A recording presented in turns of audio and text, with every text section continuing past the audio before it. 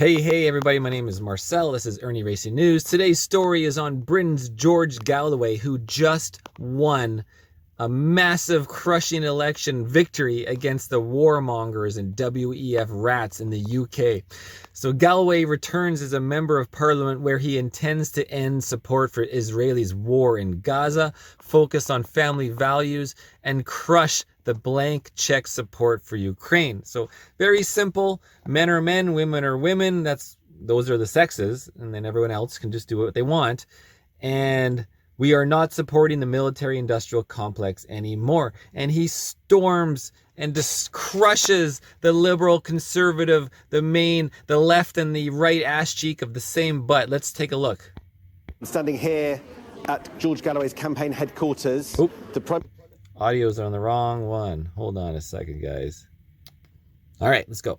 Has just said that your election of you to Parliament is beyond horrifying. What do you say to that? Well, I can understand how disappointed he is about the by-election. The Conservative Party, which is the government of the country, was crushed, not just by me, but by an independent candidate that no one had ever heard of before. Now, the Prime Minister is saying talk that as if this is God. We're talking about little Rishi Sunak in the fag end of his prime ministership. Don't talk to me as if he's come down from the mount with tablets of stone.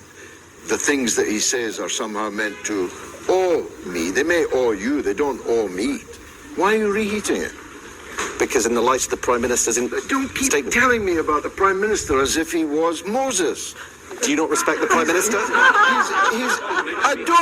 Do I respect the Prime Minister? I despise the Prime Minister. And guess what? Millions and millions and millions of people in this country despise the Prime Minister. Just like I Trudeau. don't respect the Prime Minister at all. Look, talk to the parties. Have to just suck it up. I won the election. So George, they really want to make it seem like it's you are the opposition, you're the outsider, you are alarming. For those that don't know, this is redacted, guys. This is redacted. This is Clayton Morris. Everyone should be subscribed to Redacted. They're doing the news nonstop, full-time job, and I'm just icing my shoulder from the guys who watch my Instagram. Remember, Ernie Racing as the Instagram channel. You'll see I did a story about how I did a front flip off of a sand dune. I jumped and landed in like a little mogul, like a hole off the top of a spine, and then did a front flip with my bike. Me and the bike both did front flips down a dune, and luckily it's not broken. It's just I'm getting that spiking pain. Anyways, back to the story, guys.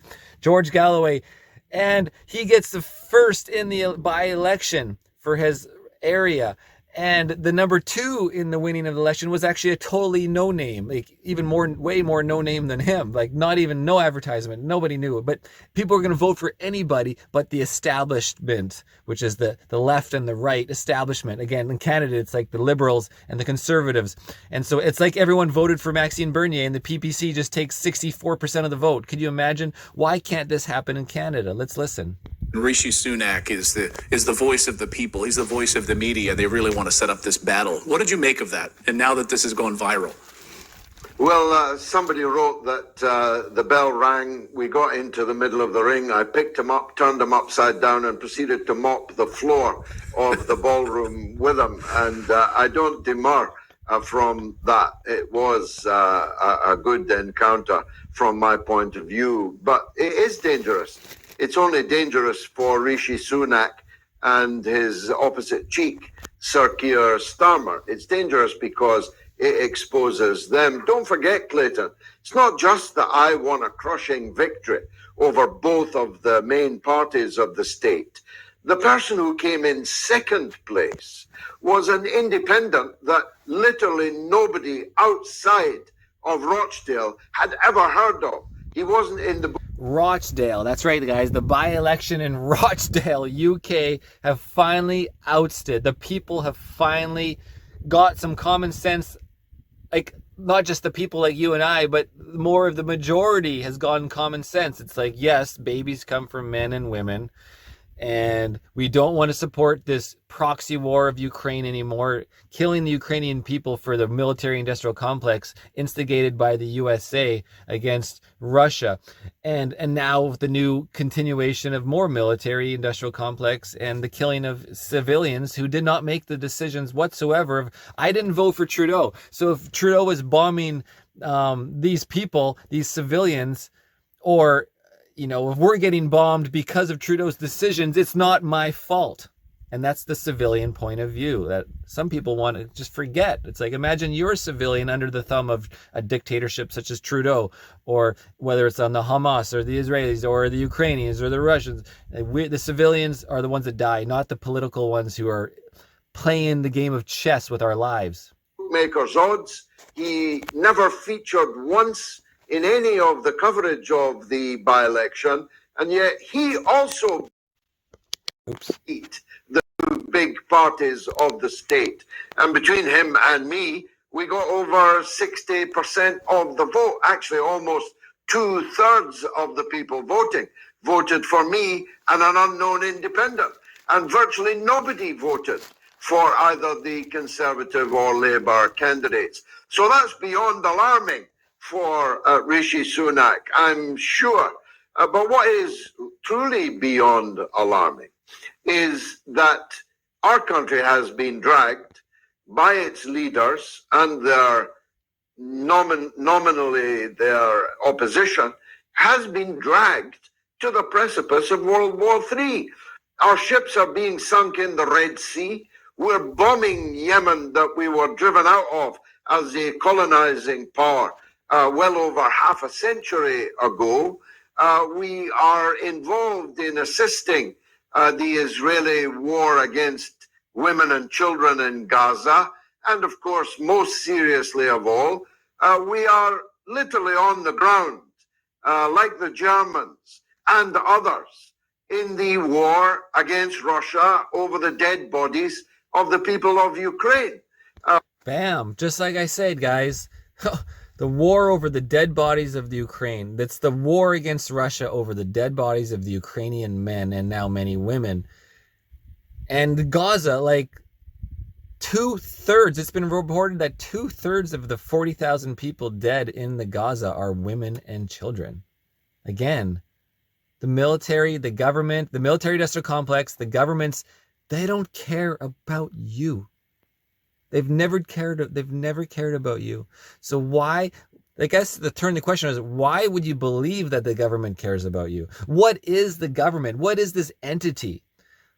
There is so many evil people in the world, from the person that is stealing from you personally, like the thieves in the world, the thieves that are like, they phone up the elderly, they get their number and then call them up saying, hey, I'm from Amazon. We got a package here that has been charging your account for $6,000. And you're like, what?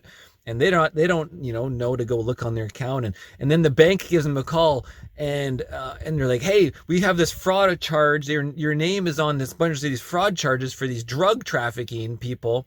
You're going to need to go to your bank and maybe take some money out and protect yourself. And then they get the third call from the government. It's like, hey, we might be at your door tomorrow with some police if we don't fix this up. And then the second guy calls you back saying, well, you need to make sure you get the money out before they freeze your account. And then they get your money and put it in a Bitcoin machine and put it into your wallet to protect it, but it's not your wallet.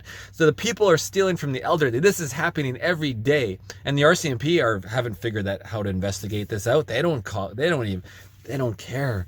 So these evil people are stealing from our moms, our dads, our grandmas, our grandpas. These are evil people in the small sense of individual personal stealing. They should be losing a hand. People that steal from people like this should lose their hand. People that steal even at smaller manners of the $100 should lose a finger. That's what we need to go back to actual punishment, guys. And then you see the guy who's missing 3-4 fingers, and you know he's a criminal. It's easy to spot, and he'll continue to lose and then he'll lose his hand next. So these same people exist in politics and exist in the bankers, the Rockefeller family, the ones that create the system of debt where you are perpetually in debt from the banks. And they don't like how Russia is not in their in their banking system, that is not in the Federal Reserve. One of the only countries that's not in the Federal Reserve, Russia, independent, like China as well. has their own money, has their own cars, has their own system. And they don't like that. Just like back in World War II, when Germany stopped paying reparations and created their own currency, well, the UK, the British bankers, they didn't like that either. And they're gonna instigate war as well, if you know your history, actual history, about before World War II even started, and why Germany was doing so well once they actually got on their own currency. Okay, Tony, thank you. Climate change. Yeah, let's get back to it. Helping to provoke a nuclear cataclysm. That's what's beyond alarming. And your message, of course, is what carried the day. It's anti-war. It's anti-empire. It's anti-transhumanism. There are two genders. You are pro-law and order.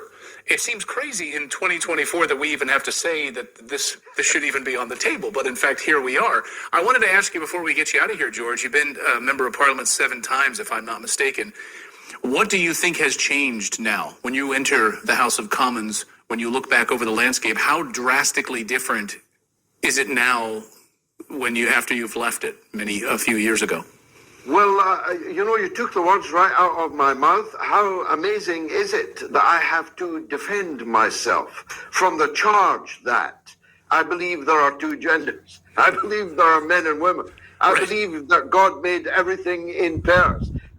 These things are hurled at me by the liberal consensus in the media and in the political class as if they were unorthodoxies of such a horrifying nature that I practically should be locked up. Well, that's the first difference, Clayton. When I first came into Parliament 37 years ago, everybody believed those things. They were common sense, guys. Common sense. Yeah, so we'll watch a little bit more and leave it at that. Let's hear for the rest from me. Norm. It would have been bizarre to suggest otherwise, but now it's bizarre to insist upon what were once normative orthodoxies. It is an extraordinary shift. I mean, there are other more subjective differences. I don't know if it's the same in the United States, but here in Britain, the political class has got so much smaller. When I entered Parliament 37 years ago, there were 100 men and women of independent mind, of great stature, recognized and respected in the land. And now I'm scouring the benches to find anyone of note, to find anyone that you even recognize, anyone that would be recognized. Wow. Anyone who follows common sense, who's not of the same butt. Outside of their own street, and they're all hooked up by electronic messenger services, telling them what to think, telling them what to say, telling them when the line changes from 1 hour to the next. They are automatons almost, robotically repeating these same new orthodoxies, which are the very upside down opposite of the orthodoxies in which I believe. But hey, the good news is, outside of the toxic bubble, most people think like you and me. Right. They don't think like Guardian leader writers, BBC television presenters.